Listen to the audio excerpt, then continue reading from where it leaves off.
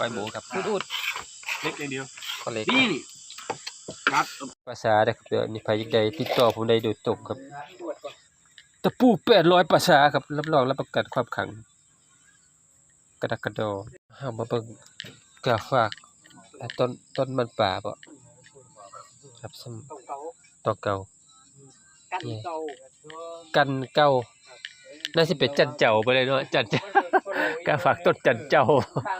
เอิ้นมาเพียงๆว่าจันเจ้ากาฝากต้นจันเจ้าใหญ่ครับซ้ำใหญ่กว่าแขงผมอยู่ในซ้ำขาบ่ซ้ำขากิ่วพุ่นแหละจักดีด้านใดเอาไปซ้ำใดโอ้เกือบซ้ำ3นิ้วพุ่นเด้นี่ครับโอ้ใหญ่กว่า2นิ้วอยู่ซ้ำของเจ้าของพุ่นล่ะก็อีตาแคะเวอร์ของผมเนี่ย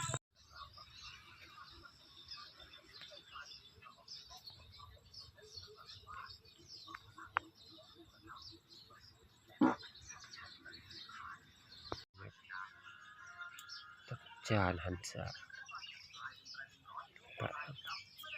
เป็นที่นั่งก็ได้นอนก็ได้ต้นจำปาที่ศิลปะเป็นที่นั่งก็ได้นอนเล่นก็ได้เนี่ย2บลูบับสลาลาลามงามศิลปะแต่ว่าอันนี้รู้สึกสิบ่ทันได้ร่างให้ได้ยังไปเอาของมันมาโอ้อิตาแคะบ่เป็นไทยโอเคมันบ่ดีเด้ไปเอาหางนกบ่ทันล้างมาผมยังได้แต่เงินบ่ฮอดศิลปะนะครับเด้อตอนนี้โอ้ผ่านบ้างไม่เป็นไรครับเป็นธรรมชาติครับชื่อเลยครับนี่เขาเรียกว่าดอกอย่างดอกจำปาดอกจำปีผมบ่รู้แต่ว่างามดอกเข็มสีแดงเอาไว้ทิ่มแทงความรู้สึกของตัวเองโอ้งามเลยครับครับเป็นตกแทบสักพักครับแต่ว่าน้ำท่วมประมาณนี้นะครับ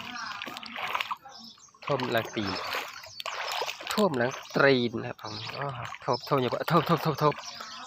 อยู่ครับสร้างความเดือดร้อนอยู่นะครับเวลารถแล่นผ่านระเบิดกระเด็นกระดอนมาจากตรงนี้ครับเป็นตะยาดหวานครับหวานเพราะมดแดงตึกเลย